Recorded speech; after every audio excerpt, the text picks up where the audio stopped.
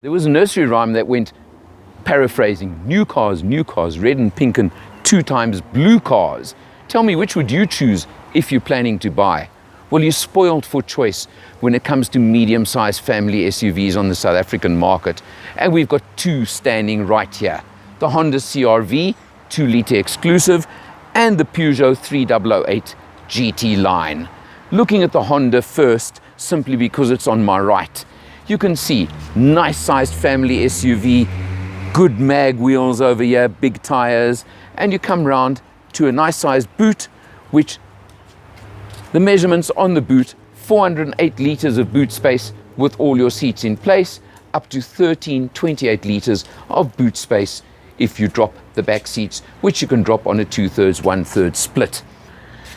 2-litre engine, petrol engine, 4-cylinder with CVT gearbox on this vehicle, puts out 113 kilowatts, 189 kilowatts of torque, so decent power. CVT gearbox, I'm not going to get into that discussion or argument.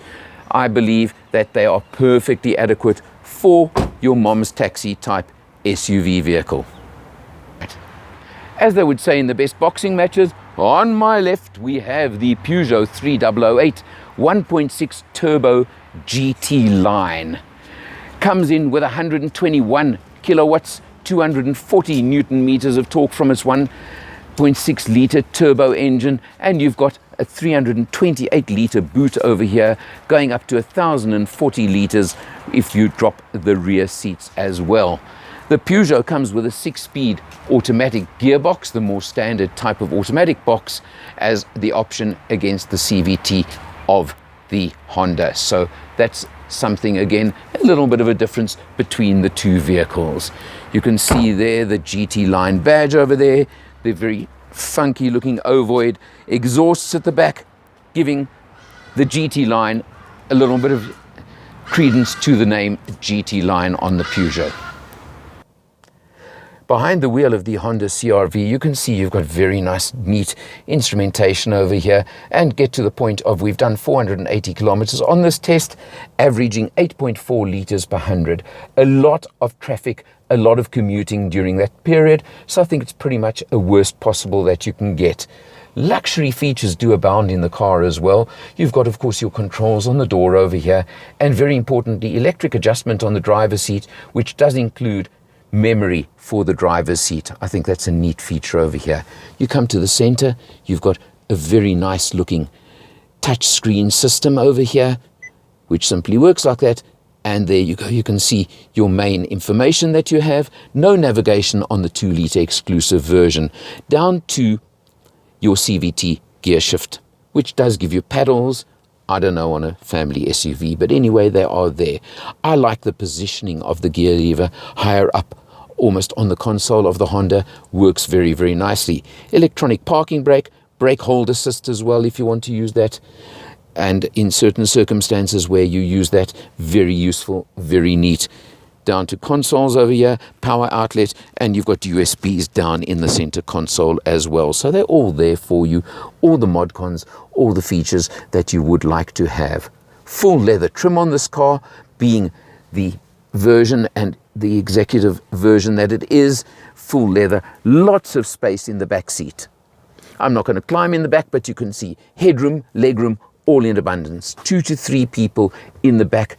Absolute pleasure in this car. You do even have USB outlets for the back seat as well, so they are catering to family use very, very much. The price on this version, $477,900, certainly in the ballpark, certainly competitive as it comes to front-wheel drive family medium-sized SUVs. So let's check out what's the competition got to say. Behind the wheel of the Peugeot 3008, and it has what Peugeot call the iCockpit over here, which is configurable as you can adjust it to the configuration you want. I've got it set on navigation in front of me, so it does give you full navigation. Unfortunately, just saying area not mapped right now, but it really does have full, there you go, showing unnamed road, etc. So your navigation in front of you over there. Your typical Peugeot tiny little flat bottomed steering wheel. which takes a bit of getting used to, but I tell you, does give a very sporty feel to the vehicle as well. So nice over there as well. Nice big pedals for the 6-speed automatic gearbox. Across to the screen over here, and you can see it set on radio over here.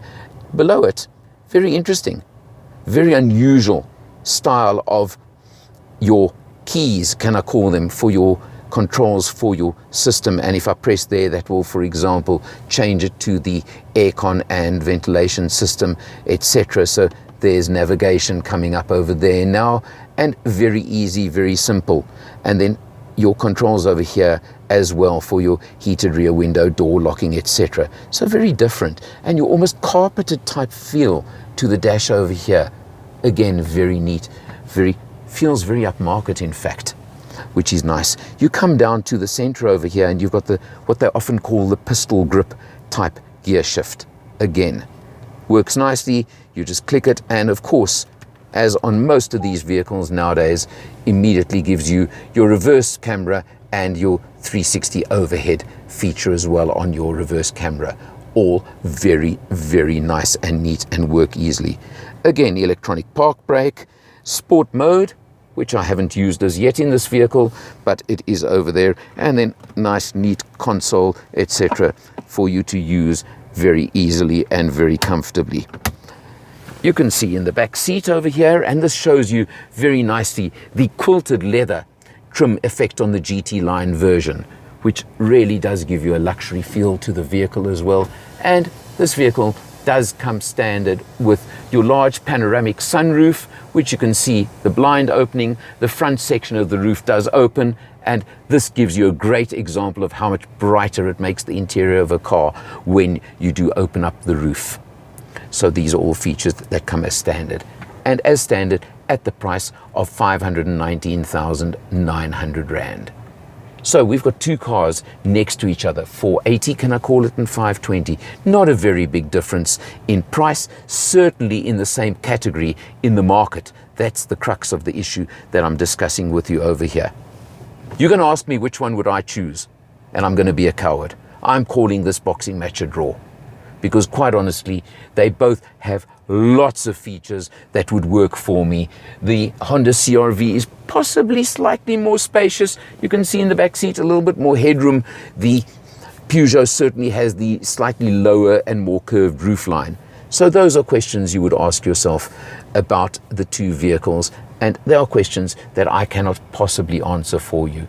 Performance-wise, handling-wise, they're both certainly in the ballpark. They're certainly both really nice, comfortable, medium-sized family SUVs. You want my advice? You're looking for a vehicle in this category? I would test both of them, plus a few of the other competitors, and then I would make my personal choice.